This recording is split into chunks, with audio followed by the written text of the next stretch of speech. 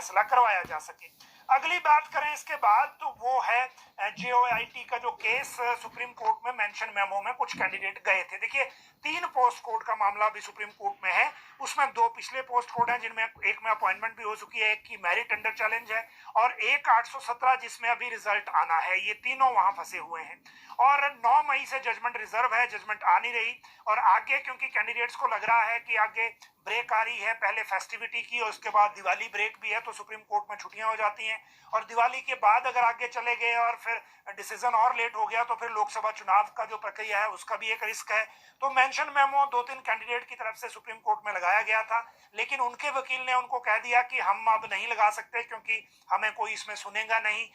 इसमें राज्य सरकार की जरूर एक अथॉरिटी है, राज्य सरकार का एक पक्ष है, वो कह सकते हैं कि जेओआईटी के हजारों पद खाली हैं, काम प्रभावित हो रहा है, जो आपने जजमेंट रिजर्व की है उसको जल्दी सुनाया जाए ताकि हम आगे बढ़ें। तो ये मामला अब राज्य सरकार को देखना है अपने हिसाब से, क्योंकि 817 के केस में एडवोकेट जनरल सुप्रीम कोर्ट में कह चुके हैं पेपर लीक वाली बात जो वहां रजिस्टर हो गई थी, लेकिन अभी भी जेओआईटी का रिजल्ट नहीं है क्योंकि जजमेंट रिजर्व जो सुप्रीम कोर्ट में हुई है उसके आने तक सरकार यहाँ कुछ कर नहीं सकती। 817 में ऑलरेडी एक एफआईआर हो रखी है, तो जेओआईटी के जितने पोस्ट कोड हैं उनका रिजल्ट घोषित करने में 2 तरह की बंदिशें हैं। एक बाधा है सुप्रीम कोर्ट के ऑर्डर की, जो जजमेंट रिजर्व हुई है वो कब आएगा और उसके बाद उस पर कुछ डिसीजन लिया जा सकता है, और दूसरी है जो पेपर लीक की एफआईआर है। तो जब तक ये दोनों चीजें नहीं होती तब तक कुछ भी कहना मुश्किल है और इसीलिए इसका इंतजार अभी है कि कब वो जजमेंट आएगी। और मेंशन मेमो के लिए